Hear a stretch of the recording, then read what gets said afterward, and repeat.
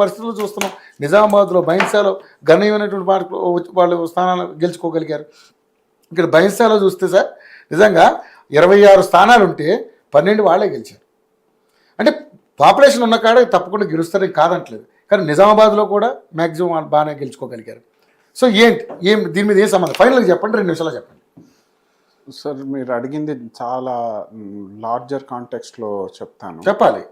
MIM కావచ్చు, BJP కావచ్చు, Congress party కావచ్చు, బీఆర్ఎస్ కూడా కావచ్చు, అహంకార ధోరణితో మాట్లాడితే ప్రజల వల్ల గుణపాఠం చెప్పాలి. వాళ్ళకి వాళ్ళు కోట్లు ఎత్తే చాలనుకునే పరిస్థితుల్లో వాళ్ళమ్మటి మీరు పడుతున్నారు, కానీ మీ అమ్మటి వాళ్ళు పడతలేదు కదా. నిజంగా వాస్తవంగా నేను అన్న మాట కూడా నిజంగా ఇక్కడ మీరు చూడాల్సింది, మీరందరూ అంటే నాకు తెలిసి నా అండర్స్టాండింగ్ చెప్తున్నాను, డెమోక్రసీలో మెజారిటీ మ్యాటర్స్, రైట్? మెజారిటీ అనేది నంబర్ రూపంలో వస్తుంది.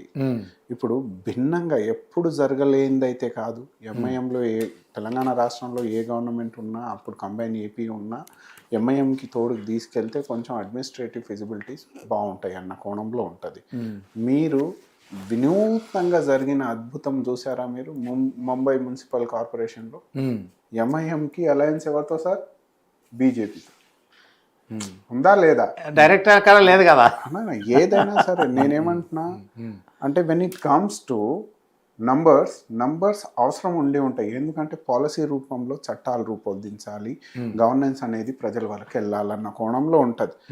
కానీ ఎవరైతే ఎంఐఎంలో మాట్లాడారు కావచ్చు, అక్బరుద్దీన్ ఓవైసీ, రావ్ హో యా రెడ్డి హో, నా హమారే పాస్ హీ హై అన్నది అహంకార ధోరణికి గుణపాఠం చెప్పే సమాజం ఇంకా తయారు కాలేనందుకు నేను బాధపడుతున్నాను. ఇందాక క్లారిటీకి వచ్చారు మీరు. లేదు నేను ఇప్పుడు మనం చదువుకున్న వాళ్ళము, మనం మాట్లాడితే రేపటి రోజుల్లో రాబోయే తరానికి కొంచెం ఇన్ఫర్మేటివ్.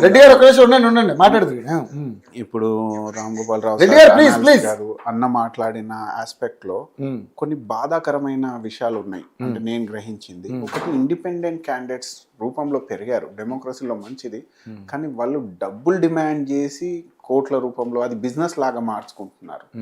అది ఏ సమాజానికి మంచిది కాదు. ఇవన్నిటికీ రీజన్ ఏదో కూడా చెప్తాను నేను.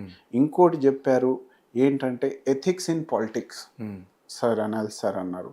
వాస్తవానికి ప్రతి ఒక్క దాంట్లో నీ జీవన చర్యలో కూడా నీకు ఎథిక్స్ ఉండాలి, రైట్? కానీ పొలిటిక్స్కి వచ్చేసరికి ఎథిక్స్ మనం సర్చ్ చేయలేకపోతున్నాం. ఎవరు ఎథికల్ పర్సన్, ఎవరు కాదన్నది, ఏ పార్టీ అన్నది చెప్పలేకపోతున్నాం.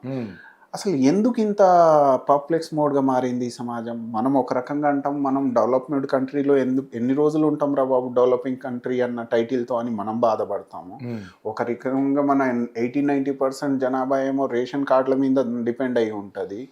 ఒక రకంగా అది సమసమాజం కట్టాలని అప్పట్లో గాంధీయవాదం తీసుకొచ్చింది, మనం మర్చిపోయామా? ఎటు వెళ్తుంది సమాజం అన్న బాధ నాకు ఉంటుంది. కానీ వాస్తవానికి దీనికి రీజన్ ఏంటి తెలుసా సార్?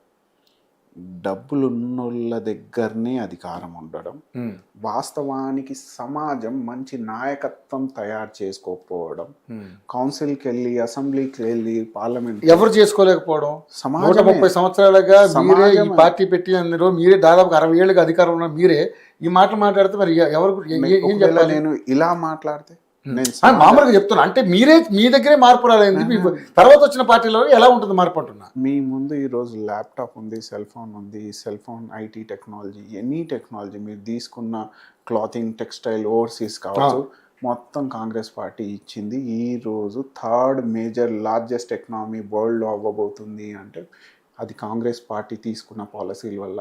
మోడీ గారు వచ్చి కేసీఆర్ గారు వేసిన బీజం కాదు అది. ఎప్పటి నుంచో 100 సంవత్సరాలు, 79 years ఆఫ్ ఇండిపెండెన్స్లో ఎంతో సాధించుకున్నాము.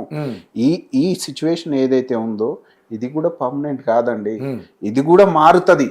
కానీ ఇది మారాలి అంటే సమాజం చైతన్యవంతం కావాలి. సమాజం చైతన్యవంతం కావాలంటే చిత్తశుద్ధితో, నిష్పక్షపాతంతో పరిపాలన అందించే పార్టీ రావాలి, సమాజం కట్టాలి, మంచి నాయకులు రావాలి. ఇప్పుడు బీఆర్ఎస్ అన్న ఉండొచ్చు, బీజేపీ అన్న ఉండొచ్చు, మ్యూచువల్ రెస్పెక్ట్లో మాట్లాడాలి, ఫ్యాక్ట్ని బేస్ చేసుకొని మాట్లాడాలి, రాబోయే తరానికి అవగాహన కల్పించే దిశగా మాట్లాడాలి. కానీ ఎంతసేపు నెగిటివిటీ కాదు. ఇప్పుడున్న ఈ ఫేస్ ఉంది చూసారా, independent candidates are demanding money, there is no ethics in politics, అరే ఎటు వెళ్తుంది సమాజం, ఆ బాధ నాకు ఉంటుంది. కానీ దీనికి యాంటీడోస్ ఇచ్చే నాయకులు కూడా ఉన్నారండి. ఎక్కడ ఉన్నారు చెప్పండి. ఇప్పుడు ఎలక్షన్స్ అప్పుడేమో ఓటర్లను కొంటారు, తర్వాత ఏమో గెలిచిన వాళ్ళని ఎక్కడ తక్కువ పడితే అక్కడ నాయకులు కొంటారు. ఇంకెక్కడ ఉంది చెప్పండి.